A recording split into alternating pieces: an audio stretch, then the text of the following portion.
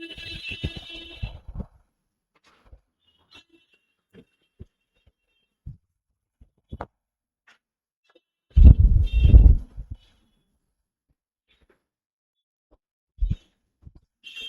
साथियों, मेरा नाम है एस.एन. भारती और आप देख रहे हैं बिहार पुलिस मध्य से सेट प्रैक्टिस डिस्कशन बैच। और आज हम लोग का सीरीज है 10 नंबर का सीरीज है ना। और यहाँ पर जो है आप लोगों को कुछ क्वेश्चन जो है, जो महत्वपूर्ण क्वेश्चन होता है सुबह का सेट प्रैक्टिस का, वो क्वेश्चन आप लोगों को कवर करवाने का एक प्रयास रहता है। और आप लोग सेट दे रहे हैं, उम्मीद है कि अच्छे से आप लोग सेट दे रहे हैं, क्योंकि परीक्षा का समय है, बहुत कम समय बचा हुआ है ना। और आइए हम लोग कुछ प्रश्न जो है कवर कर लेते हैं, जो महत्वपूर्ण प्रश्न है उस पर कवर करते हैं। और आते हैं आज का सीरीज जो हम लोग को 271 नंबर से प्रश्न से है, और क्या क्या प्रश्न आज है। यहाँ पे प्रश्न, पहला प्रश्न है, निम्नलिखित झीलों और उनके स्थानों में से कौन सा बेमेल समूह है ना। कि कौन सा समूह जो है सही नहीं है। आप लोग प्रश्न को अच्छे से पढ़ेंगे और उसके बाद जो है प्रश्न बनाने का प्रयास करेंगे। 4 ऑप्शन आपके पास है और 4 ऑप्शन में से जो है एक आपको चूज करना अनिवार्य है कि कोई एक जो है आंसर सही है ना। तो कौन सा आंसर सही होगा आप लोग बताने का प्रयास करेंगे। यदि आप ऑनलाइन हैं और लाइव आपका क्लास अभी हो रही है, और साथ साथ जो है आप बनाने का प्रयास करेंगे। यदि आप साथ साथ जवाब देते हैं तो आपका नाम लेंगे और जो भी होंगे, जहां से भी होंगे, ठीक है। चलिए जल्दी से जुड़िए, यदि आप लोग हैं लाइव क्लास से जुड़ना चाहते हैं तो जल्दी से जुड़िए, ठीक है। वैसे हम लोग जो है तब तक चलते हैं, आगे चलते हैं, ऑर्डर बनाने का प्रयास करते हैं। और झील संबंधित आप लोगों को क्लास में भी सभी प्रश्न करवा चुके हैं। उम्मीद है कि आप लोग जो क्लास के छात्र होंगे उनसे तो बन जाना चाहिए, है ना। थोड़ा सा है दोपहर का समय और आप लोग जो है खाना खा के जो है विश्राम कर रहे होंगे, है ना। चलिए कोई बात नहीं है। तो यदि आपके पास समय जब भी मिले तो आप बना सकते हैं। और अभी आते हैं हम लोग जल्दी से बनाने का प्रयास करते हैं।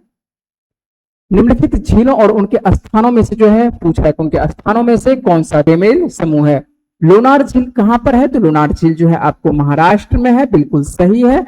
चिल्का जो है, चिल्का कहां पर है, तो यह उड़ीसा में। चिल्का कहां पर है, यह उड़ीसा में है ना।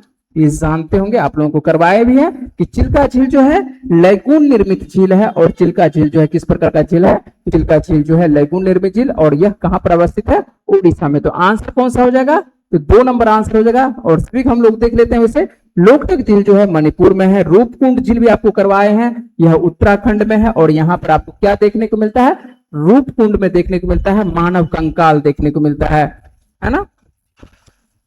एक ऐसा झील जहां पर जो है मानव कंकाल की आपको अस्थियां देखने को मिलती है रूपकुंड झील में, है ना। लोकटक मणिपुर में आपको देखने को मिलता है। केबुल लामजाओ यहाँ पर जो है आपको राष्ट्रीय उद्यान देखने को मिलता है, ठीक है। चलते हैं, एक यहाँ पर आपके लिए इमेज है, और ये इमेज आपको बताया था कि लैगून किसको बोलते हैं। तो लैगून बोला जाता है जो कि एकदम तट के किनारे आपको देखने को मिलता है, जो खास करके कहां पर, तट और जो सागर होते हैं, सागर के आपको दोनों के किनारों के बीच में। और ये जो भाग है स्थल भाग है, और इसका जो पानी आ जाता है कहां पर, तट की ओर, और वो जो है बैरियर का काम करता है। इसी जगह बनता है कौन सा, आपको ये चिल्का झील बनता हुआ दिखाई पड़ रहा है ना।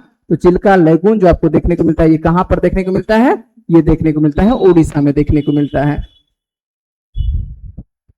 चलते हैं अगले प्रश्न। और अगला प्रश्न कौन सा है, न्यायमूर्ति आपको राजेंद्र सच्चर समिति का जो है गठन पूछा है। क्या गठन का अध्ययन करने के लिए क्या किया था, तो सच्चर समिति का गठन क्यों किया गया था। तो सच्चर समिति आप सबसे पूछा जा सकता, जितने भी समिति हैं वो सभी आप लोगों से पूछा जा सकता है। और साथ साथ यदि आप बनाने का प्रयास करना चाहते हैं आप लोग बनाते रहेंगे, है ना। और ये जो सच्चर समिति आता है आपको 2005 में आता है, और 2005 के बाद जो है ये देखने को मिलता है 2006 में अपनी रिपोर्ट सौंपता है। यहाँ पर आंसर देख लेते हैं। तो ये सच्चर समिति किस लिए है, तो भारत के मुस्लिम समुदाय को सामाजिक आर्थिक स्थिति के लिए, है ना। तो न्यायमूर्ति आपको ये राजेंद्र सच्चर समिति रहता है, सच्चर नाम है इनका, राजेंद्र आपको सच्चर, और इन्हीं के नेतृत्व में ये समिति गठित की जाती है, इसी वजह से इनका नाम रहता है। और ये क्या, भारत के जो मुस्लिम समुदाय के जो व्यक्ति हैं उनके सामाजिक और आर्थिक स्थिति का जो है इसमें स्पष्ट जो है विवरण ये करते हैं। यहाँ पर थोड़ा सा आप लोगों को लिख दिया है क्योंकि समिति जो है आप लोगों को पढ़ाया उतना नहीं जाता है, इस वजह से एक लाइन हम लोग देख लेते हैं। भारत सरकार ने जो है मुस्लिम समुदाय की सामाजिक, आर्थिक और शैक्षणिक स्थिति का जो है अध्ययन करने के लिए 9 मार्च 2005 को न्यायमूर्ति राजेंद्र सच्चर की अध्यक्षता में ये 7 सदस्यीय उच्च स्तरीय समिति का जो है गठन किया जाता है ना। और इसे जो है सामान्यतः सच्चर समिति के नाम से ही जाना जाता है। तो सच्चर समिति आपसे पूछा जा रहा है कि सच्चर समिति क्या है, तो सच्चर समिति जो है खास करके यह किस समुदाय के लोगों के लिए, तो जो इस्लाम संप्रदाय के जो लोग होते हैं, तो इस्लाम समुदाय के लोग के लिए यह आर्थिक और शैक्षणिक स्थिति के अध्ययन के लिए लाया गया था। उद्देश्य था कि भारतीय मुसलमानों की स्थिति की विस्तृत जांच करना और उनके विकास के लिए एक सुझाव का समाधान करना। तो ये किस सरकार में आ रहा है, तो आप देख रहे होंगे ये आ रहा है 9 मार्च 2005 को, और ये अपनी रिपोर्ट सौंपता है 2000 कब, तो 2006 में अपनी रिपोर्ट सौंपता है। और यहाँ पर जो है कांग्रेस की सरकार उस वक्त हुआ करती थी, है ना। 2004 से लेकर 2014 तक जो है कांग्रेस की सरकार हुआ करती थी। मनमोहन सिंह उस वक्त प्रधानमंत्री थे। अगले प्रश्न चलते हैं। निम्नलिखित में से कौन सी कावेरी नदी की जो है एक सहायक नदी नहीं है। कावेरी की पूछा है कि कावेरी की सहायक नदी कौन है। कावेरी आपको देखने को मिलता है सहायक नदी है, भवानी भी है, अमरावती है, और सहायक नहीं है। यह आपको दक्षिण भारत की एक नदी है, तमिलनाडु के आसपास देखने को मिलता है वगई। तो यह जो है आपको कावेरी की सहायक नदी नहीं है। तो आंसर कौन सा हो जाएगा, 1 नंबर आंसर आपको देखने को मिलता है। यदि आप जानते होंगे तो आप बताएंगे। ये आपके लिए कुछ मैप है जो कावेरी की सहायक नदी, कावेरी की सहायक जो है, कावेरी सबसे पहले निकलती कहां थी, ये ब्रह्मगिरी, कर्नाटक के ब्रह्मगिरी पर्वत से ये देखने को मिलता है निकलती हुई, है ना। चलिए आप लोग यदि जवाब देना चाहते हैं तो जवाब दे सकते हैं, साथ यदि बनाना चाहते हैं जब बना सकते हैं, है ना।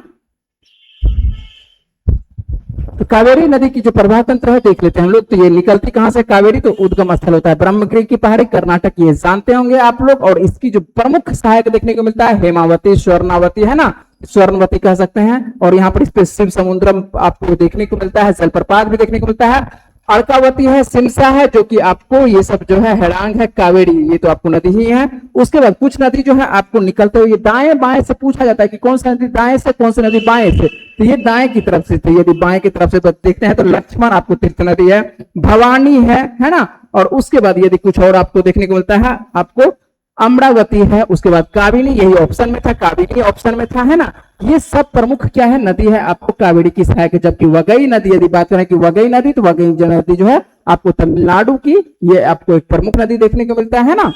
तो ये प्रमुख नदी है, छोटी सी नदी है वगई नदी। चलते हैं अगले प्रश्न पर। अगला प्रश्न जल्दी से बनाने का प्रयास करिएगा। भारतीय संविधान के किस अनुच्छेद के अनुसार जो है मंत्रिपरिषद सामूहिक रूप से लोकसभा के प्रति क्या होते हैं, उत्तरदायी होनी चाहिए या होती है, या किस अनुच्छेद के अनुसार से। भारतीय संविधान के आर्टिकल किस अनुच्छेद में यह आर्टिकल में कहा गया है कि मंत्रिपरिषद जो है सामूहिक रूप से जो है लोकसभा के प्रति उत्तरदायी होते हैं, किस आर्टिकल के अंतर्गत। जल्दी से बात करेंगे ये कौन सा आर्टिकल हो सकता है। आप लोग कमेंट यदि हैं आप लोग लाइव तो कमेंट कर सकते हैं, ठीक है।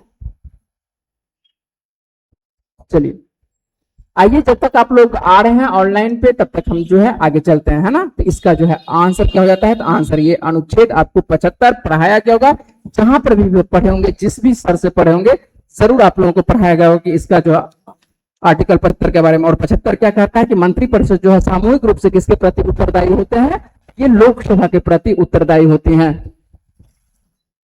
29 तो ये आप जानते हो कि 29 आपको कहां पर है, मूल अधिकार है संस्कृति से संबंधित। तो आपको यहाँ पर संस्कृति से संबंधित है मूल अधिकार, है ना। चलते हैं 35 नंबर पर। और 35 नंबर यहाँ पर खास करके 275 नंबर पर, है ना।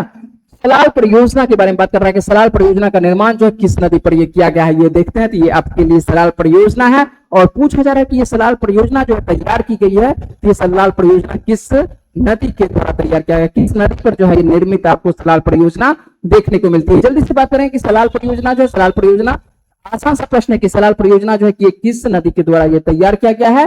तो सलाल परियोजना जो किस नदी के द्वारा है, तो आंसर हो जाता है, जब तक आप लोग आ रहे हैं तब तक हम सीधे तौर पर आंसर पर चलते हैं। तो इसका आंसर हो जाता है चिनाब नदी। अब ज्यादा बातचीत करने का समय है नहीं, तो इसलिए ज्यादा बातचीत नहीं करेंगे, केवल आंसर पर आएंगे, है ना। तो यहाँ पर जो देखने को मिलता है सलाल परियोजना, ये आपको चिनाब नदी पर, है ना। उसके बाद जो है भीम जो नदी है, यहाँ पर भीमा परियोजना, कृष्णा पर आपको जानते हैं कि नागार्जुन सागर परियोजना, ठीक है। तो ये सब जानते होंगे आप लोग, जितने परियोजना है आप सबसे पूछा जाता है, तो इस वजह से आप याद रखेंगे। यहाँ पर है अगला प्रश्न 276 का, निम्नलिखित में से जो है कौन सी पश्चिम की ओर जो है बहने वाली नदी है, और बहुत बार पूछा जाता है कि पश्चिम की ओर, है ना। तो पश्चिम पूर्व में दिक्कत नहीं होनी चाहिए। पश्चिम पूर्व कहने का मतलब है कि भारत की तरफ से देखते हैं तो भारत की तरफ से जो नदी इधर आ रही है ना, जो नदी इधर से चल रही है, इधर चल रही है, ठीक है, इसको क्या बोला जाता है, ये पश्चिम की ओर कहा जाता है ना। जो नदी यहाँ से इस ओर चल रही है, इस ओर चल रही है, उसको क्या कहा जाता है, पूर्व की ओर चलने वाली नदी कहता है। तो पश्चिम की ओर पूछ रहे हैं कि पश्चिम, और पश्चिम में यहाँ पर देखते हैं तो ये कौन सा सागर होगा। आपको 3 सागर नाम सुने होंगे ना, भारत जो है 3 आपको सागर से घिरी हुई है। सबसे पहला यदि बात करें कि ये अरब सागर है ना, अरब सागर की ओर जो नदियां गिरती है उसको पश्चिम की ओर, यहाँ पर होगा बंगाल की खाड़ी, ठीक है, और यहाँ पर जो हो जाएगा कौन सा हो जाएगा, नीचे में जो हो जाएगा हिंद महासागर हो जाएगा। ये सभी जो बात है ये सभी हिंद महासागर का हिस्सा है। तो हिंद महासागर का भारत जो है, भारत को प्रायद्वीपीय भी बोला जाता है, दक्षिण भारत को जो है प्रायद्वीपीय भी बोला जाता है। यहाँ पर जो है पश्चिम की ओर बात कर रहा है कि पश्चिम की ओर बहने वाली नदी, आप लोग आंसर दे सकते हैं, जल्दी से दे सकते हैं। कुछ कमेंट आ चुका है, नीरज कुमार जी का, चंदन कुमार जी का, चंदन जी का आंसर डी आ रहा है। नंबर सर लिखेंगे, है ना, कैसे समझ में आएगा कि आप किस प्रश्न का जवाब दे रहे हैं, ठीक है। नीरज कुमार जी क्या लिखे हैं,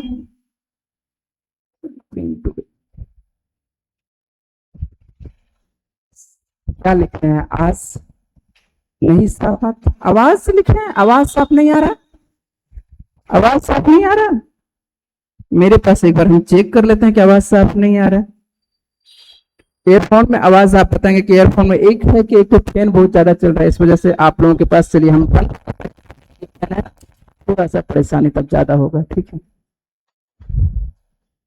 चलिए आंसर आप दे रहे हैं, ए नंबर दे रहे हैं, हाँ चलिए ठीक है। अब जो है आप आंसर दे रहे हैं, कौन दे रहे हैं भाई साहब, है ना, जावेद अंसारी जी आंसर दे रहे हैं, बिल्कुल सही है ना। तो जावेद अंसारी साहब ये देखेंगे कि यहाँ पर जो आंसर आपको आ रहा है, निम्नलिखित में से पश्चिम की ओर बहने वाली जो नदी है ये साबरमती नदी, बिल्कुल। हम कुछ नदी जो है आपको पूरी तरह से जल्दी से रिवीजन करवा देते हैं, ऐसे पश्चिम की ओर बहने वाली नदी जो है कौन कौन सी नदी है।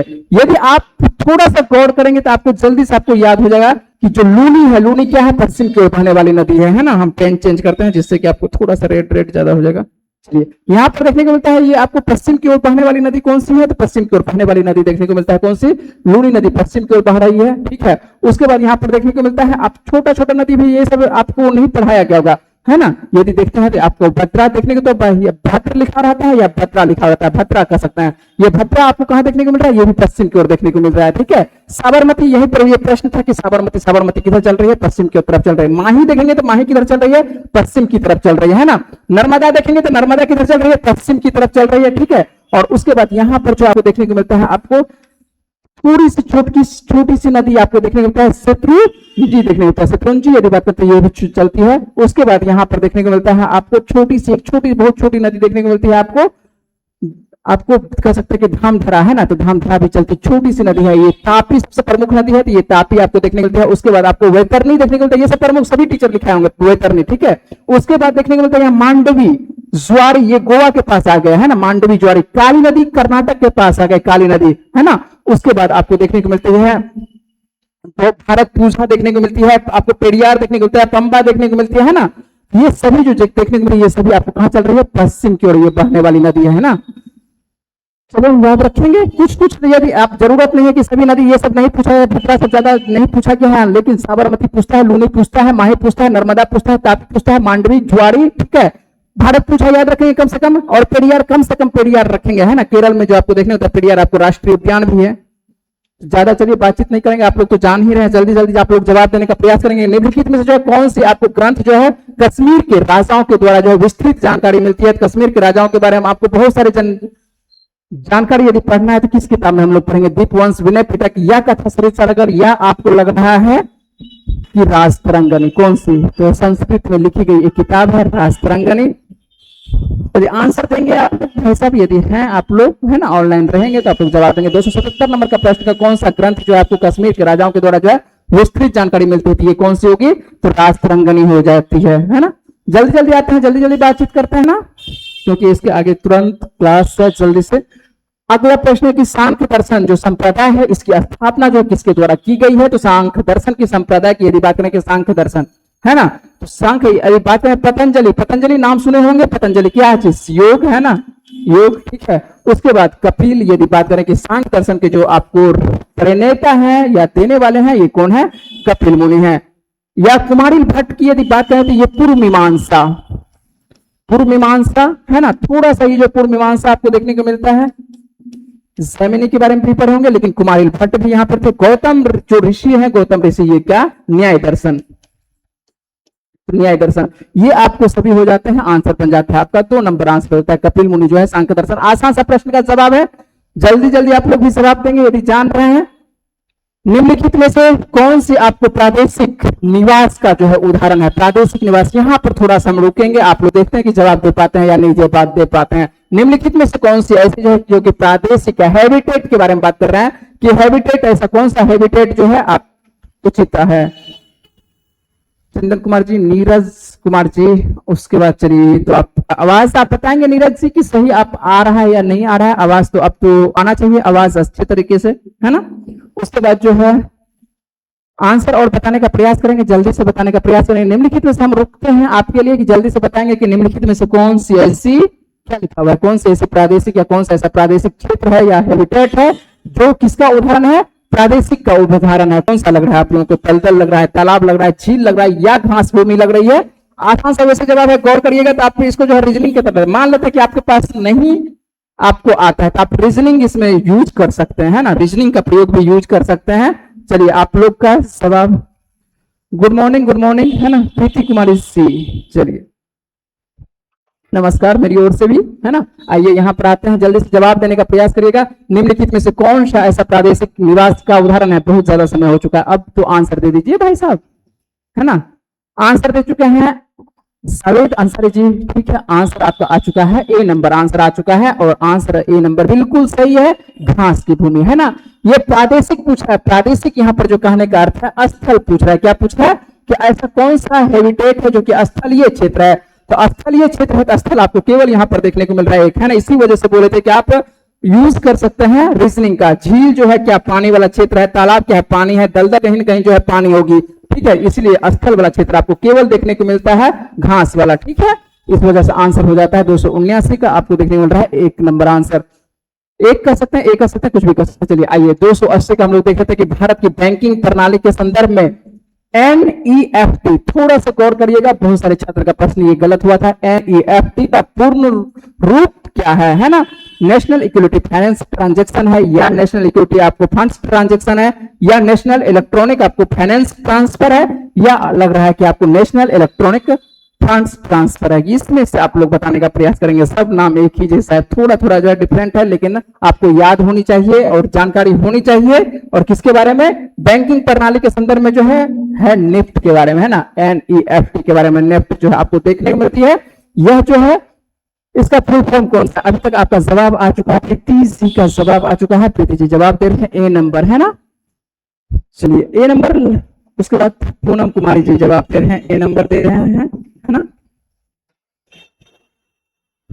चलिए सवेद अंसारी जी आंसर दे रहे हैं ए नंबर। थोड़ा सा गौर करेंगे, थोड़ा सा गौर करेंगे, 280 प्रश्न पर जो है आप लोग बहुत ज्यादा ए नंबर पर आए हैं ना, बहुत ज्यादा छात्र ए नंबर पर आए हैं। यहाँ पर जो आंसर हो जाता है ये 4 नंबर आंसर जाएगा, ठीक है। नेशनल इलेक्ट्रॉनिक फंड्स ट्रांसफर होता है, क्या होता है, नेशनल इलेक्ट्रॉनिक फंड्स ट्रांसफर होता है, तो आंसर इसका हो जाएगा 4 नंबर होगा। फुल फॉर्म पूछ रहा है तो फुल फॉर्म में कुछ ऐसा है भी नहीं बताने वाला, ये सीधे तौर पर आएंगे तो फुल फॉर्म यहाँ पर जो है नेशनल इलेक्ट्रॉनिक फंड्स ट्रांसफर पर इसका आंसर जाएगा। तो 4 नंबर उम्मीद है कि आप लोग समझ चुके होंगे। अगले प्रश्न पर आते हैं और अगला प्रश्न का जवाब लेते हैं कि निम्नलिखित में से कौन सी एक आग्नेय चट्टान है। आसान सा जवाब है ना, ज्योग्राफी संबंधी प्रश्न पढ़े होंगे कि आग्नेय चट्टान कौन सा है ना। आग्नेय चट्टान का जवाब जल्दी से बताएंगे, कौन सा आग्नेय चट्टान आ रहा है। चंदन कुमार जी क्यों क्या दिए जवाब, चंदन जी, है ना, डी लिखना चाह रहे थे। चलिए जावेद जी डी लिखे हैं, ठीक है। प्रश्न अब भाई साहब बताएंगे, है ना, कि कौन से प्रश्न का जवाब आप लोग। चलिए यहाँ पर जो है उम्मीद है कि आप लोग 281 का ही जवाब दे रहे हैं, ठीक है, 281 का जवाब दे रहे हैं। यदि डी दे रहे हैं बिल्कुल सही है, प्रीति जी का जवाब बिल्कुल सही है, सी नंबर इस बार सी आ गए हैं, चंदन जी डी पर है, प्रीति जी सी पर है। चलिए यहाँ पर देख लेते हैं, निम्नलिखित में से जो कौन सी आपको एक आग्नेय चट्टान है, यदि बात करें इस जगह, यदि बात करते हैं कि चूना पत्थर आपको देखने को मिलता है, अवसादी के रूप में आता है ना, ये तो अवसादी है। स्लेट है, यदि स्लेट बात करें तो ये रूपांतरित कर सकते हैं या कायांतरित कर सकते हैं, रूपांतरित कर सकते हैं।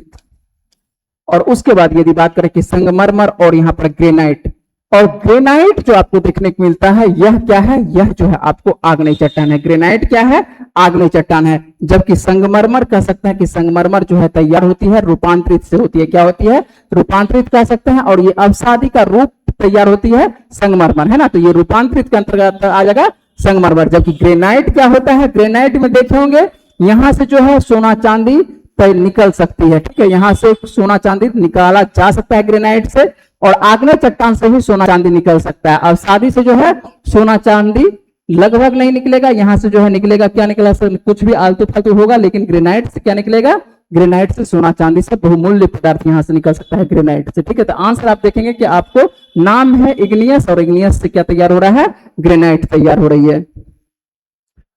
चलते हैं अगले प्रश्न पर। अगला प्रश्न का जवाब आप लोग आंसर बिल्कुल सही है ना।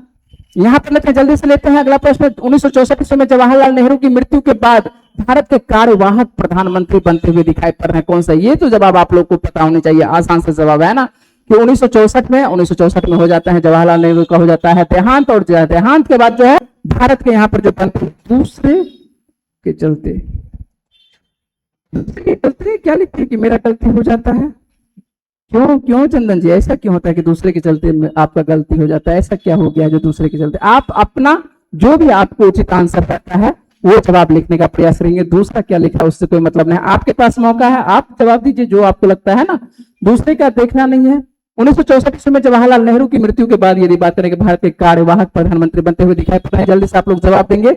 आंसर आ चुका है, चंदन जी का आंसर आया है बी, और एम बी अंसारी जी का आंसर आया है सी, आंसर आया है ना।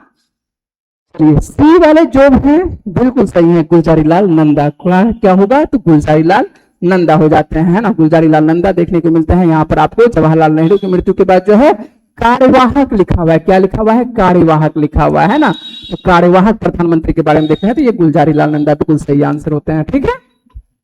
चलते हैं अगले प्रश्न पर, जवाब जल्दी से लिखिएगा। तमिल महाकाव्य शिल्पाधिकारम, सुने होंगे शिल्पाधिकारम के बारे में, तमिल के लेखक हैं, तमिल के लेखक, और इसमें जो है नुपुर की कहानी की चर्चा मिलती है ना, मणिमेखले नुपुर की कहानी की चर्चा मिलती है, और ये जो है एक पायल खोज आता है, उस पायल के बारे में यहाँ पर शिल्पाधिकारम में कहानी मिलती है।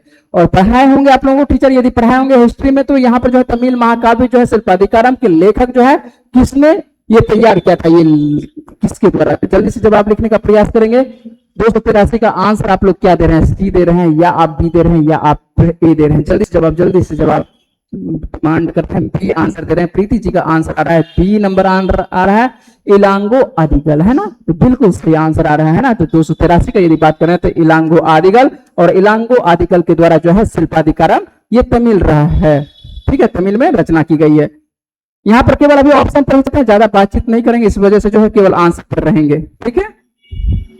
निम्नलिखित में से कौन सी जो है गंगा नदी उत्तरी तट की जो है सहायक नदी नहीं है, आप देखिएगा, आपको पूछ रहा है कि उत्तरी की जो है उत्तरी तट की जो है सहायक नदी है। मान लेते हैं कि गंगा ऐसे चल रही है और यहाँ पर जो है इधर से नदी जो है देखने को मिल रहा है, इसकी सहायक नदी पूछ रहा है, क्या उत्तरी तट की जो है सहायक नदी है ना, उत्तरी तट की जो है सहायक नदी आपको नहीं है। सोन आपको देखने को मिलता है, बेतवा देखने को, क्या पूछ रहा है निम्नलिखित में से उत्तरी तट पे इधर से आ जाएगा। चलिए एक मिनट प्रश्न देख लेते हैं, सही लिखा हुआ है प्रश्न। निम्नलिखित में से जो है आपको कौन सी गंगा नदी की उत्तर तट की सहायक नदी है, रहना चाहिए। चलिए नदी नहीं है दे दिया है ना, वही लगा उत्तर तट की जो है। चलिए यहाँ पर थोड़ा सा प्रश्न को भाई साहब, यहाँ तक तो 2-3 आंसर हो जाएगा, यहाँ पर थोड़ा सा प्रश्न को जो है सुधार करेंगे, इसको जो है नहीं को काट देंगे, है ना, इसको नहीं को काट देंगे। इस वजह से प्रश्न बनाने में आप लोगों को थोड़ा सा परेशानी हो सकता है, हुआ होगा। यहाँ पर आप पढ़ेंगे निम्नलिखित में से कौन सी नदी जो है आपको उत्तरी तट की जो है सहायक नदी है, पूछ रहा है कि कौन सी सहायक नदी है, ठीक है। अब बनाएंगे ये प्रश्न, ऐसी कौन सी नदी जो है आपको उत्तर तट की जो है सहायक नदी है, ये सही होना चाहिए प्रश्न, है ना। ये जो है आपको दक्षिण तट से कह रहे हैं। अब सही ऑप्शन के हिसाब से प्रश्न को हम रखे हैं, क्योंकि प्रश्न जो है आपको अब जो टाइपिस्ट थे वो नहीं यहाँ पर लगा दिए। तेज चलिए सर, बिल्कुल बिल्कुल बिल्कुल, जल्दी जल्दी जल्दी बताएंगे तो हम तेज ही चलेंगे। थोड़ा सा रुकते हैं इस वजह से क्यों आप लोग जो है जवाब देने का प्रयास करेंगे। निम्नलिखित में से कौन सी नदी जो है आपको उत्तरी तट की सहायक नदी है, तो ये आपको देखने को मिलती है। कौन सी? तो ये आपको गंडक है ना, ये आप सुने होंगे। आपको ये चल रही है, ये पटना के पास ही मिलती है, ये आपको हाजीपुर के पास मिलती है। और केन बेतवा जो है किसकी? यमुना की आपको सहायक नदी है। चलिए जल्दी ही चलते हैं।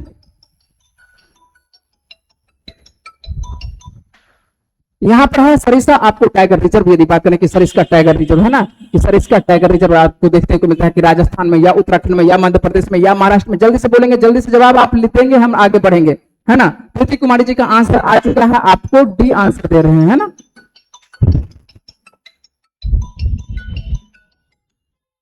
चलिए यहाँ पर आते हैं, जल्दी से बात करते हैं। आपको सरिस्का टाइगर रिजर्व यदि बात करने का, सरिस्का टाइगर रिजर्व जो है कहां पर आपको स्थित है, तो सरिस्का टाइगर रिजर्व जो कहां पर देखने को मिलता है, ये राजस्थान में देखने को मिलता है।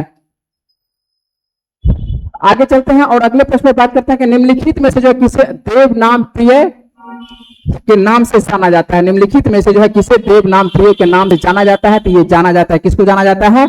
अशोक को जाना जाता है ना। अशोक के बारे में आप सुने होंगे कि अशोक को जो है देव नाम प्रिय। चंदन जी बिल्कुल आंसर सही है, चंदन जी का है ना। चलिए उसके बाद आंसर दे रहे हैं अंसार जी, आंसर दे रहे थे। चलिए प्रीति जी आंसर दे रहे थे ए नंबर, तो यहाँ पर आंसर आप आइए इस नंबर पर प्रश्न पर जवाब लेते हैं। क्या आंसर आप लोग दे रहे हैं? विजयनगर की प्राचीन राजधानी जो हम्पी है, ये कहां पर स्थित है? आप लोग इस बार जवाब देंगे। विजयनगर की प्राचीन राजधानी हम्पी कहां है, तो हम्पी जानते होंगे। चलिए आप लोग अभी तक जवाब नहीं दिए हैं, जवाब देने का प्रयास करेंगे कि आपको विजयनगर की जो प्राचीन राजधानी देखने को मिलता है, ये हम्पी कहां पर है। तो हम्पी जान रहे होंगे, हम्पी कहां पर है? ये कर्नाटक में अवस्थित है। कहां पर है हम्पी? तो हम्पी जो है कर्नाटक में अवस्थित है। अगले प्रश्न लेते हैं कि 288 नंबर का जो आपको देखने को मिलता है क्या? गंडीकोटा घाटी। ये प्रश्न आप लोग के लिए कह सकते हैं कि नया प्रश्न है, हो सकता है यदि आप सेट बनाते होंगे तो आप बनाए होंगे। गंडीकोटा घाटी जिसे कि भारत की आपको वृहद घाटी ग्रैंड कैनियन ऑफ इंडिया के नाम से जाना जाता है। क्या बोला जाना जाता है? ग्रैंड कैनियन ऑफ इंडिया भी कहा जाता है। ये कहां पर अवस्थित है ये बताएंगे कि आंध्र प्रदेश में अवस्थित है, या कर्नाटक में, या पश्चिम बंगाल में, या केरल में। जो आपको देखने को मिलता है गंडीकोटा है ना, तो गंडीकोटा जो है, गंडीकोटा जिसे भारत की कह सकते हैं कि वृहद घाटी, या कह सकते हैं एक नाम ग्रैंड कैनियन। और ग्रैंड कैनियन ये ऑफ इंडिया लगा हुआ है, grand canyon of India. Grand canyon पर नहीं जाएंगे तो ग्रैंड कैनियन ऑफ इंडिया। चलते हैं दोस्तों, आप 87 का जवाब दे रहे हैं, चंदन जी दे रहे हैं। चलिए सी जवाब यहाँ पर आ जाएंगे, 288 पर आ जाएंगे, ठीक है। चलिए यहाँ पर चंदन जी आंसर दे रहे हैं, सी नंबर आंसर दे रहे हैं। प्रीति जी आंसर दे रहे हैं, सी नंबर आंसर दे रहे हैं। 287 पे यहाँ लोग हैं, क्यों ऐसा? चलिए कोई बात नहीं है, आइए जल्दी से यहाँ पर आ जाते हैं आंसर पर जल्दी से कि गंडी घाटी आपको जिसे कि भारत की वृहद घाटी ग्रैंड कैनियन ऑफ इंडिया कहा जाता है। आप जवाब देने का प्रयास करिए, आपके लिए रुकते हैं कुछ देर जल्दी से, है ना। इसका आंसर 288 का आंसर आप लोग क्या दे रहे हैं? 288 का आंसर जल्दी से चाहिए कि क्या आंसर आप लोग देना चाह रहे हैं या दे रहे हैं? सर अभी मैं कंपनी में काम करता हूं। चलिए कंपनी में काम करना अच्छी बात है भाई साहब, है ना, काम करना। और कहीं से आप ऑफिस में बैठ के जवाब दे रहे हैं, चलिए अच्छी बात है। यदि आप कोई भी काम कर रहे हैं तो अच्छी बात है ना। आइए यहाँ पर आते हैं, गंडीकोटा घाटी जो है जिसे भारत की आपको वृहद घाटी ग्रैंड कैनियन ऑफ इंडिया के नाम से जाना जाता है। आइए आप लोग का जवाब अभी तक रुके हुए हैं आप लोग, है ना, कोई बात नहीं। जब तक यदि आप लोग रुके हुए हैं तो यहाँ पर आ जाते हैं, इसका आंसर हो जाता है आंध्र प्रदेश हो जाता है। क्या हो जाता है? आंध्र प्रदेश। तो याद रखेंगे आंध्र प्रदेश में ये आपको क्षेत्र देखने को मिलता है। आपको ये जो तैयार की गई है नदियों के द्वारा, है ना, और नदियों के द्वारा जब घाटी बना दी गई है, घाटी जब बनाई है, इसको ग्रैंड कैनियन ऑफ इंडिया के नाम से जाना जाता है।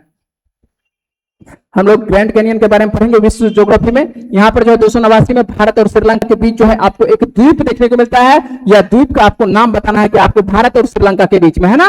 और ये जो है चर्चा का विषय बार बार बनता है। कांग्रेस की राजनीति को जब उठाना होता है बीजेपी को, तो ये आप उठाया जाता है ये प्रश्न को कि भारत और श्रीलंका के बीच जो है एक द्वीप है, उस द्वीप का नाम क्या है? ये 4 ऑप्शन में जल्दी से बता सकते हैं। अभी तक आप लोग को जवाब नहीं आ रहा है ना। चंदन जी जवाब दे चुके हैं ए, है ना। चलिए प्रीति जी आंसर दे रहे हैं, ए दे रहे हैं, जल्दी से जल्दी से आंसर दे रहे हैं। चलिए आप अभी तक जो है लग रहा है कि आप हैं 288 नंबर पर। जल्दी थोड़ा सा देखिए, जो आपके पास प्रश्न आ रहा होगा और मेरे पास जो जवाब आ रहा होगा, थोड़ा सा इसमें अंतर होता है। अंतर ये होता है, समय का अंतराल ये होता है कि लाइव क्लास है और लाइव क्लास में क्या होता है कि थोड़ा सा समय का हो सकता है कि आप जवाब पहले देते होंगे और मेरे पास जवाब लेट से मिलता होगा। तो ये आप थोड़ा सा जो फेर बना के रखेंगे, है ना, थोड़ा सा समय लगता होगा। लाइव क्लास में थोड़ा सा ऊपर नीचे चलता है। तो भारत में जो है श्रीलंका के बीच आपको देखने को मिलता है एक द्वीपीय, और ये देखने को मिलता है कौन सा, कच्चा तीवू देखने को मिलता है। ठीक है, और ये जो है 1974 में जो है भारत सरकार किसको सौंप देता है, भारत सरकार के द्वारा जो है ये श्रीलंका को सौंप दिया गया। पहले भारत के पास ही था ये द्वीप, जो है किसके पास था, पहले भारत के पास था, लेकिन अभी वर्तमान में ये किसके पास है, वर्तमान में जो है ये श्रीलंका के पास है ना। तो समझ रही है, भारत का क्षेत्र किसको दे दिया गया, बोला कि ले लो ये क्षेत्र तुम, है ना। तो ये जो है कच्चा तीवू का क्षेत्र, इसलिए जो है बार बार जो है बीजेपी के द्वारा ये प्रश्न उठाया जाता है कि आप ये क्षेत्र क्या कहिए कि ये क्षेत्र जो है दान में दूसरे को दे दिया, है ना। तो दान में अपना क्षेत्र जो है दान में नहीं देना जाता। भारत और श्रीलंका के ये बीच में आपको देखने को मिलता है ना, पाक जलडमरू के पास देखने को मिलता है।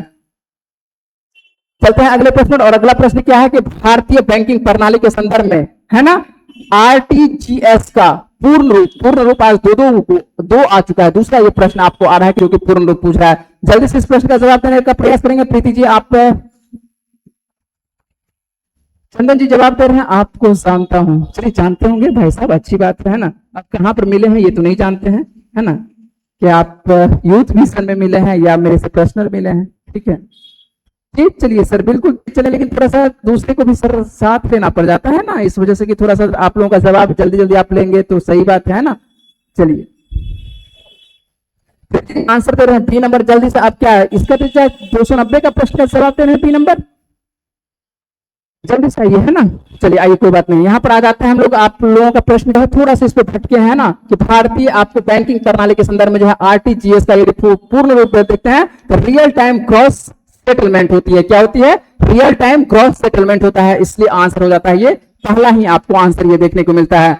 उसके बाद अगला प्रश्न आपके लिए है, भगत सिंह, सुखदेव और राजगुरु को जो है कब फांसी दी गई थी। आसान सा प्रश्न है और बार बार ये पूछा जाता है ना, कि भगत सिंह, सुखदेव और क्या कहता है राजगुरु को जो है फांसी दी गई थी 5 मार्च 1931 को। जो है एक फैसला के तहत जो है दिल्ली समझौता उसको नाम दिया जाता है, गांधी जी और इरविन के बीच में होती है, और 23 मार्च 1931 को जो है फांसी दे दिया जाता है इन तीनों को, भगत सिंह, सुखदेव और राजगुरु को दिया जाता है। तो ये डेट याद होनी चाहिए, है ना, इसकी वजह से शहीद दिवस भी मनाया जाता है 23 मार्च को।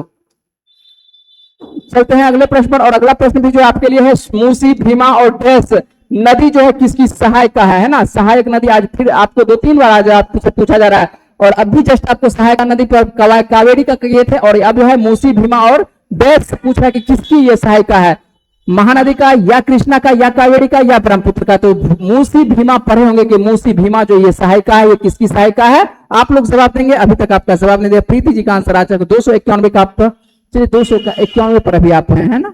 चंदन जी देखिए थोड़ा सा आगे पीछे होगा, है ना, समय का जो है यहाँ पर जो बाधा होगा थोड़ा सा आगे पीछे चलता होगा। चलिए कोई बात नहीं, यहाँ पर 292 पर हम अभी है कि मूसी और भीमा का जो बात करते हैं, तो इसकी जो आंसर हो जाता है, इसका आंसर क्या होता है, ये कृष्णा हो जाता है, कि कृष्णा इसकी सहायका है। कृष्णा की ये सहायका आपको भीमा और मूसी देखने को मिलती है। उसके बाद अगला प्रश्न है क्या, कि आपको थोड़ा सा स्पष्ट को गौर करेगा, ये प्रश्न आपके लिए समिति संबंधित है। एक तो सचर समिति दिए थे, और ये दूसरा समिति है कि आपको मली मत समिति जो है कि रिपोर्ट के अनुसार से निम्नलिखित में से किससे संबंधित है ना। मलिमत समिति रिपोर्ट जो है किससे संबंधित है, यह न्यायिक विलंब से या कपड़ा क्षेत्र सुधार से या आपराधिक न्याय प्रणाली से या आपको शेयर बाजार से। और ये जो देखने को मिलता है ये 2003 के आसपास देखने को मिलता है। मलिमत जो देखने को मिलती है ये रिपोर्ट कब आती है, ये 2003 में, और 2003 में इसमें कहा जाता है कि आपराधिक न्याय प्रणाली में ये क्या होनी चाहिए, सुधार होनी चाहिए, है ना। कुछ हम प्रश्न ले लेते हैं, उसके बाद आप लोगों का कमेंट भी लेंगे। तो आपराधिक आपको न्याय प्रणाली सुधार यदि देखते हैं तो ये कौन सा मलिमत आपको समिति रिपोर्ट के अनुसार से, और रिपोर्ट आप लोगों को पूछा ही जाएगा, है ना, एक प्रश्न तो रिपोर्ट से रहेगा अवश्य। 1026 ईस्वी में यदि बात करेंगे, प्रसिद्ध आपको सोमनाथ मंदिर पर जो है हमला और लूटपाट किसके द्वारा किया जाता है, ये तो आसान सा जवाब है ना, कि आप सुने होंगे कि भारत पर जो है 17 बार जो है आक्रमण किया जाता है। किसके द्वारा आक्रमण किया जाता है, मोहम्मद, बोलेंगे कि मोहम्मद किसके द्वारा, यहाँ पर महमूद है, मोहम्मद है, और चलिए नादिर शाह है और चंगेज खां है। तो भारत पर जो है 17 बार आक्रमण किया जाता है, 16 बार किया जाता है शुरुआत में, उसके बाद एक बार अंतिम में फिर करता है 1025 से 1026 ईस्वी के इस आसपास में, है ना, 1025 से 1026 के आसपास में, और आसपास में क्या इसी वक्त में किया जाता है। और ये किसके द्वारा ये किया जाता है, वैसे डेट आपके लिए लिखा हुआ है 1026 में, है ना, कि मोहम्मद गजनवी के द्वारा, महमूद गजनवी, महमूद है ना, महमूद गजनवी के द्वारा। गजनी भी पढ़ते हैं, गजनवी होनी चाहिए, वैसे महमूद गजनवी होनी चाहिए, टाइपिंग में चलता है महमूद गजनी, है ना। ये गजनी लिखा हुआ है तो कोई दिक्कत नहीं है, गजनवी भी रहता है तो कोई दिक्कत नहीं है ना। चलिए अगले प्रश्न आते हैं। अगला प्रश्न आपके लिए है, क्या है कि मनुष्य के शरीर में जो है पाई जाने वाली सबसे बड़ी मांसपेशी, सबसे बड़ी, अब यहाँ साइंस कुछ प्रश्न होगा आपको कि सबसे बड़ी यदि मांसपेशी बात करें कि सबसे बड़ी कौन सी मांसपेशी होती है ना। हड्डी सुने होंगे, कौन सी हड्डी सबसे बड़ी होती है, फीमर हड्डी होती है, और फीमर हड्डी के पास ही देखने को मिलती है मांसपेशी, और उस मांसपेशी को बोला जाता है कौन सा मांसपेशी। आप लोग का आंसर होना चाहिए, जल्दी से जवाब देंगे, जल्दी से जवाब देंगे। आप लोग जो है अभी लग रहा है कि आप 294 पर है, 294 का जवाब जो है महमूद गजनवी बिल्कुल सही जवाब दे रहे हैं। आप प्रीति जी दे रहे हैं, उसके बाद जो है अंजलि जी दे रहे हैं, अंजलि जी। चलिए उसके बाद यहाँ पर 295 का जवाब देने का प्रयास करेंगे। 295 का जो शरीर की जो है मांसपेशी, आपको सबसे बड़ी मांसपेशी कौन सी है ना। 95 का डी आंसर दे रहे हैं ना, क्या दे रहे हैं, लैटिसिमस। चलिए थोड़ा सा गौर करेंगे, आंसर आप जो है अंसार जी जो आंसर दे रहे हैं डी, थोड़ा सा सुधार करेंगे। चंदन जी आंसर दे रहे हैं डी, डी तो नहीं होगा, डी नहीं होगा, है ना, डी को काट देते हैं, डी पहले काट देते हैं। अब आप लोग बताएंगे कि डी आंसर आप लोग दे चुके हैं तो डी तो नहीं होगा, है ना। चलिए एक आप छट चुका है, अब आपके लिए जो है 3 ऑप्शन बचा है, तो 3 में से कौन सा होगा। अब आइए एक बार गौर करिएगा कि हड्डी पढ़े होंगे कि सबसे बड़ी हड्डी कौन सी होती है, तो सबसे बड़ी जो होती है जंघा के पास आपको देखने को मिलता है, फीमर देखने को मिलता है, और उसी जगह देखने को, तो उसी की जो मांसपेशी होती है उसको बोला जाता है कौन सा, ग्लूटस आपको मैक्सिमस बोला जाता है। क्या बोला जाता है, ग्लूटस मैक्सिमस, और ये होती है जंघा की आपको मांसपेशी होती है। और मनुष्य के शरीर में पाए जाने वाली ये क्या है, सबसे बड़ी आपको क्या है, मांसपेशी पूछ रहा है कि ये मांसपेशी कौन सी होती है, ग्लूटस मैक्सिमस आपको देखने को मिलती है सबसे बड़ी मांसपेशी। उम्मीद है कि आप आंसर उम्मीद किए होंगे, सही कर चुके होंगे। अगले प्रश्न चलते हैं कि निम्नलिखित में से कौन सा मलेरिया का जो है वाहक है। आसान सा प्रश्न है कि मलेरिया का वाहक जो है कौन सी है। वैसे सभी मच्छर जो है जो भी परेशानी क्रिएट करती है या बीमारी का घर पैदा करती है वो मादा ही होती है, लेकिन मादा कौन सी मादा होती है, सैंड फ्लाई है या फ्लीस है या एनाफ्लीस है, या आपको देखने को मिलता है एफिड मच्छर देखने को मिलती है। कौन सी ऐसी मच्छर देखने को मिलती है जो कि आपको देखने को मिलेगा यहाँ पर 296 का आंसर होता हुआ दिखाई पड़ रहा है। 296 डी होगा सर, डी होगा सर, डी होगा, डी होगा, डी होगा, कहां पर डी होगा भाई साहब, कहां पर इसमें यहाँ पर तो नहीं है। चलिए डी नंबर तो कहीं भी नहीं आ रहा है, 296 में भी नहीं आ रहा है, इसमें भी 295 में नहीं आ रहा है, तो 296 का आंसर जो देखने को मिलता है ये मादा एनोफ्लीस होगा। क्या होगा, मादा एनोफ्लीस मच्छर होगा। थोड़ा सा यहाँ प्लीज से आप फंसे होंगे, है ना। ये क्या हो जाएगा, निम्नलिखित में से मलेरिया का यदि बात करें कि मलेरिया का जो है कौन सा होता है, मादा एनोफ्लीज मच्छर होती है। कौन सी होती है, मादा एनोफ्लीज, और पढ़े होंगे कि मादा एनोफ्लीज के बारे में, है ना। अच्छे से आप लोग पढ़े होंगे कि मादा एनोफ्लीज मच्छर जो है किसका वाहक होती है, ये मलेरिया का। और मलेरिया जो है वैसे अब जो है आसानी से इसका दवाई तैयार किया जाता है, और अब जो है बच्चों को भी ये दवाई तैयार कर दिया गया, और पुनः की छाल से भी इसका इस्तेमाल किया जाता है मलेरिया में। अगले प्रश्न चलते हैं कि आपके 297 की यदि बात करते हैं कि निम्नलिखित में से कौन सा तत्व जो है प्रकृति में जो है मुक्त अवस्था में पाया जाता है ना, कॉपर, सोडियम या पोटेशियम या एल्युमिनियम, ऐसा कौन सा आपको देखने को मिलता है तत्व। आप लोग बनाए थे जवाब, आप लोग के पास भेजे थे, आप लोग बनाए थे या नहीं बनाए थे, बोलेंगे नहीं बनाए थे। चलिए कोई बात नहीं, तब तक बैठिए आप लोग, है ना। क्लास आप लोगों का कुछ देर में जो है होगा ओपन। तो यहाँ पर आते हैं, निम्नलिखित में से जो है कौन सा जो है तत्व जो है प्रकृति में जो है मुक्त अवस्था में पाया जाता है, तो ये कौन सा पाया जाता है। आंसर आपकी अभी तक आप लोगों का नहीं आया है। 297 का क्या जवाब दे रहे हैं, सी जवाब दे रहे हैं ना। प्रीति जी आंसर दे रहे हैं सी दे रहे हैं, और अंसार जी दे रहे हैं बी दे रहे हैं। चलिए अभी तक तो सही जवाब नहीं आया है, सही जवाब का इंतजार कर रहे हैं ना। चलिए कोई बात नहीं है ना, गलत होगा तो यहीं पे होगा ना, उम्मीद है कि परीक्षा में तो सही कर पाएंगे। चलिए निम्नलिखित में से कौन सा तत्व यदि बात करें कि प्रकृति में पूछ रहे हैं कि प्रकृति में जो है मुक्त अवस्था में पाया जाता है, ये कॉपर पाया जाता है ना। क्या पाया जाता है, कॉपर के बारे में बात कर रहे हैं, तो कॉपर, ये आप ध्यान रखेंगे कॉपर। आप लोगों का साइंस में थोड़ा सा गलत हो रहा है, तो साइंस को आप लोग जो है रिवीजन करने का प्रयास करिएगा। निम्नलिखित में से बात कर रहे हैं कौन सा उपकरण जो है इंफ्रा आपको रेड विकिरण का जो है मापता है, इंफ्रारेड विकिरण को जो मापने का काम करता है। ये किसको मापा, किसके द्वारा मापा जाता है, बोलोमीटर के द्वारा मापा जाता है ना। इंफ्रारेड के बारे में बात करें कि इंफ्रारेड और इंफ्रारेड के किसको मापा जाता है, इंफ्रारेड याद रखेंगे, ये किसके द्वारा, ये बोलोमीटर के द्वारा, है ना। आंसर आप लोगों का अभी तक नहीं आया है इसके बारे में। 298 का जवाब देखेंगे। चलिए नंबर आप लोग जो लिख के भेजते हैं वो सही लिखते हैं ना, कि कौन सा होगा, ठीक है। आंसर यहाँ पर देखने को मिलता है 4 नंबर आंसर देखने को मिला 298 का। वहीं पर लेते हैं अगला प्रश्न, और ये प्रश्न जो है आप लोगों को करवा चुके हैं भाई साहब, है ना। आप लोगों के भी सेट में आ चुका है, ठीक है। सैटरडे को करवाए थे ना, विभूत सागर जो है किस महासागर का भाग है? विभूत सागर जो है किस महासागर का भाग है? आसान सा जवाब है, आप लोगों का आंसर का इंतजार कर रहे हैं, जल्दी से आप लोग बताएंगे कौन सा है। 298 का आपको 98 का डी, 98 का डी। चलिए 98 का तो हम लोग पार कर चुके हैं, आप आ चुके हैं 99 पर आ चुके हैं। आंसर जी जल्दी से जवाब देने का प्रयास करिएगा, है ना। 299 का विभूत सागर, यदि बात करें विभूत सागर, तो विभूत सागर जो देखने को मिलता है कहां पर देखने को मिलता है? ये सबसे, यदि बात करें कि मैप पर सबसे उत्तर में देखेंगे तो सबसे उत्तर में क्या देखने को मिलेगा? आर्कटिक देखने को मिलेगा। क्या देखने को मिलेगा? आर्कटिक देखने को मिलेगा। और आर्कटिक देखने को मिला, और इधर से जो देखने को मिलता है ये क्या देखने को मिलता है? ये देखने को मिलता है आपको कौन सा? खास करके कह सकते हैं कि आपको एशिया का भाग, और एशिया का जो साइबेरिया का भाग कह सकते हैं, एशिया का साइबेरिया। और इधर से जो है आपको अलास्का का भाग देखने को मिलता है। ये कौन सा? अलास्का का। और यहीं पर ये जो बीच में है कौन सी है? ये बेरिंग जल संधि है। क्या है? ये बेरिंग जल संधि। और बेरिंग जल संधि के बारे में देखेंगे, जल संधि के बारे में आप लोग को पढ़ा चुके हैं कि बेरिंग जल संधि, और बेरिंग जल संधि के ऊपर में देखेंगे, यहां पर देखेंगे तो ये कौन सी सागर है? ये विभूत सागर है। विभूत सागर यदि बात करें किस सागर के अंतर्गत आ गया? ये आंसर आ गया किसका? ये 3 नंबर आंसर जा रहा है 299 का, विभूत सागर जो किस महासागर का? तो आर्कटिक महासागर का हिस्सा है। तो अच्छे से ये याद रखेंगे, कुल मिलाकर कितने महासागर? 5 महासागर, जिसमें से आपको 4 लिखा हुआ है ना। प्रशांत महासागर से सबसे बड़ा होता है, उसके बाद कौन सा होता है? अटलांटिक महासागर दूसरे नंबर पर, 1 नंबर पर, 2 नंबर पर कौन सा है? अटलांटिक है। 3 नंबर पर बात करिएगा आप लोग जल्दी से, 3 नंबर पर कौन सा है? हिंद महासागर है। यदि बात करें कि चौथे नंबर पर, तो चौथे नंबर पर एक महासागर आपके लिए होती है जो कि आपके लिए नहीं लिखा है, वह है कौन सा? दक्षिणी महासागर। कौन सा? ये दक्षिणी महासागर। और दक्षिणी महासागर के बाद जो है 5वें नंबर पर जो होता है, 5वें सबसे छोटा महासागर, ये कौन सा है?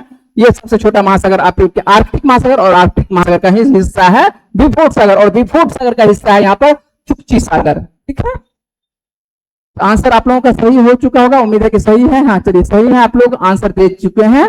चंदन जी आंसर दिए हैं, बिल्कुल सही है। आंसर जी जवाब दे, उसके बाद ये जावेद आंसर जी आंसर दिए हैं, जवाब बिल्कुल सही है। उसके बाद सृष्टि सिन्हा से जवाब दिए हैं डी नंबर। थोड़ा सा बाबू है ना ध्यान दीजिएगा, उम्मीद है कि आप सही कर चुके होंगे, और प्रश्न लिखेंगे तब तो जवाब पता चलेगा कि किस नंबर का प्रश्न लिखे थे। 300 का यदि बात करें कि हम, मेरा सीरीज आज हो चुका है, 300 पर चल चुके हैं। और रासायनिक रूप से जो है रेशम का रेशा है ना, क्या लिखा हुआ है? रेशम का कह सकते हैं, जो रेशम जो तैयार होती है, रेशम रेशा क्या होती है? कार्बोहाइड्रेट या वसा या प्रोटीन या जो सेलुलोज की बनी होती है। तो रेशम का जो रेशा देखने को मिलता है, रेशम का रेशा भागलपुर में, भारत में देखते हैं तो ऐसे बहुत सारे क्षेत्रों में तैयार होता है, लेकिन अपने बिहार में भी देखेंगे तो रेशम जो है तैयार होती है, ये कहां पर? भागलपुर के क्षेत्रों में तैयार होती है। तो ये ध्यान रखिएगा, रासायनिक रूप से जो है रेशम का रेशा क्या है, ये क्या होती है। अब आते हैं, डायरेक्ट आते हैं, ये होता है प्रोटीन होता है। ये क्या होता है? ये प्रोटीन होता है। सेलुलोज किसमें? तो सेलुलोज जो है पेड़ पौधा में। सेलुलोज कहां पर? ये पेड़ पौधा में है ना। फैट तो देखेंगे कार्बोहाइड्रेट, फैट ये सब जो है वनस्पति में ये मिलता है। ठीक है, जबकि प्रोटीन यदि बात करेंगे, यहाँ पर जो प्रोटीन देखने को मिलता है ये रेशम का रेशा है ना। रेशम का रेशा किसमें? ये एक प्रकार का प्रोटीन है। रेशम का रेशा क्या है?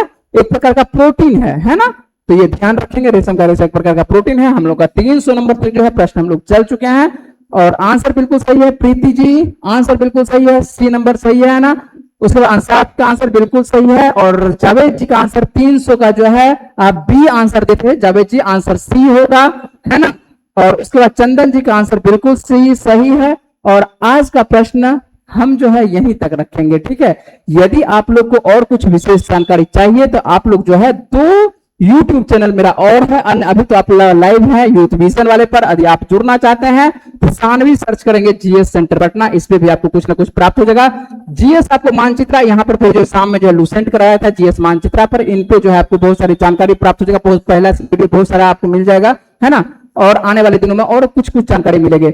आज का क्लास हम रखेंगे यहीं तक, आप लोगों से लेते हैं नमस्कार के साथ जो है विदा। मिलेंगे आप लोगों से कल 1 बजे, आप लोग जुड़ना ना भूलेंगे 1 बजे। ठीक है, उम्मीद है कि आप लोग जुड़ेंगे, जितने भी छात्र थे, चंदन जी थे, अंसार जी थे, प्रीति जी थे, है ना। उसके बाद सृष्टि जी थे, और बहुत सारे छात्र थे। अभी तो मान के चलिए कि मेरे पास यही सब आंसर आ रहा है, ये जवाब आ रहा है और नाम आ रहा है ना।